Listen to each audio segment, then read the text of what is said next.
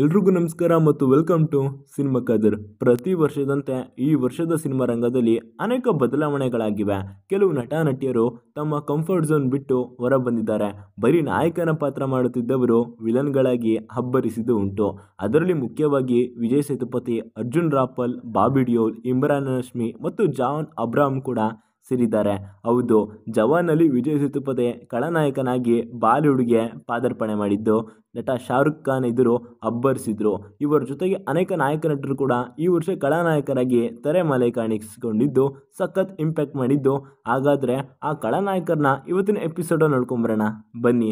ತಮಿಳು ಚಿತ್ರರಂಗದ ಪ್ರತಿಭಾನ್ವಿತ ನಟ, ಯಾವುದೇ ಪಾತ್ರ ಕೊಟ್ಟರೂ ಅದಕ್ಕೆ ನ್ಯಾಯ ಸಲ್ಲಿಸುವ ನಟ ವಿಜಯ್ ಸೇತುಪತಿ ಈ ವರ್ಷ ಪ್ಯಾನ್ ಇಂಡಿಯಾ ಮಟ್ಟದಲ್ಲಿ ಖಡಕ್ ವಿಲನ್ ಆಗಿ ಕಾಣಿಸಿಕೊಂಡಿದ್ದಾರೆ. ಹೌದು, ನಟ ಶಾರುಖ್ ಖಾನ್ ನಟನೆಯ ತಮಿಳು ನಿರ್ದೇಶಕ ಅಟ್ಲಿ ನಿರ್ದೇಶನದ ಆಕ್ಷನ್ ಥ್ರಿಲ್ಲರ್ ಸಿನಿಮಾ ಜವಾನ್ನಲ್ಲಿ ವಿಲನ್ ಆಗಿ ಅಬ್ಬರಿಸಿದ್ರು. ಇನ್ನು ಬಾಬಿ ಡಿಯೋಲ್ ಕೂಡ ರಣವೀರ್ ಕಪೂರ್ ಅಭಿನಯದ ಅನಿಮಲ್ ಸಿನಿಮಾದ ಮೂಲಕ ಮತ್ತೆ ವಿಲನ್ ಆಗಿ ಬಾಲಿವುಡ್ಗೆ ಕಾಣಿಸಿಕೊಂಡಿದ್ದಾರೆ. ಸಿನಿಮಾದಲ್ಲಿ ಅವರ ಆಟಿಟ್ಯೂಡ್ ಮತ್ತು ಭಯಾನಕ ಸ್ಕ್ರೀನ್ ಪ್ರೆಸೆನ್ಸ್ ಜನರ ಗಮನ ಸೆಳೆದಿದೆ. ಅಲ್ಲದೆ 2023ರ ಮತ್ತೊಂದು ಬ್ಲಾಕ್ ಬಸ್ಟರ್ ಸಿನಿಮಾ ಟೈಗರ್ 3 ಸಿನಿಮಾದಲ್ಲಿ ಸಲ್ಮಾನ್ ಖಾನ್ಗೆ ಪ್ರತಿಸ್ಪರ್ಧಿಯಾಗಿ ಇಮ್ರಾನ್ ಹಶ್ಮಿ ಕಾಣಿಸಿಕೊಂಡಿದ್ರು. ಅತೀಶ್ ರೆಹಮಾನ್ ಅವರ ಈ ಆಕ್ಷನ್ ಸಿನಿಮಾದಲ್ಲಿ ಇಮ್ರಾನ್ ಹಶ್ಮಿ ಮೊದಲ ಬಾರಿಗೆ ಖಳನಾಯಕನಾಗಿ ಅಬ್ಬರಿಸಿದ್ದಾರೆ. ಬಾಲಿವುಡ್ ನಟ ಅರ್ಜುನ್ ರಾಂಪಾಲ್ ಅವರು ಭಗವಂತ್ ಕೇಸರಿ ಸಿನಿಮಾದ ಮೂಲಕ ಮೊದಲ ಬಾರಿಗೆ ತೆಲುಗು ಚಿತ್ರರಂಗಕ್ಕೆ ಖಳನಾಯಕನಾಗಿ ಎಂಟ್ರಿ ಕೊಟ್ಟಿದ್ರು. ಭಗವಂತ್ ಕೇಸರಿ ಸಿನಿಮಾದಲ್ಲಿ ಖಳನಾಯಕ ರಾಹುಲ್ ಸಾಂಗ್ಲಿಯ ಪಾತ್ರದಲ್ಲಿ ನಂದಮುರಿ ಬಾಲಕೃಷ್ಣ ಎದುರು ಕಾಣಿಸಿಕೊಂಡಿದ್ರು.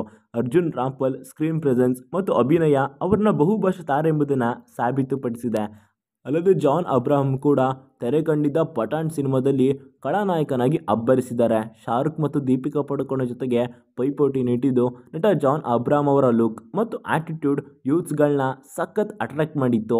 ತಾನು ನಾಯಕ ಮತ್ತು ಖಳನಾಯಕ ಎರಡು ಪಾತ್ರಗಳಲ್ಲೂ ಲೀಲಾಜಾಲವಾಗಿ ನಿಭಾಯಿಸಬಲ್ಲೆ ಎಂಬುದನ್ನು ಸಾರಿ ಹೇಳಿದರು.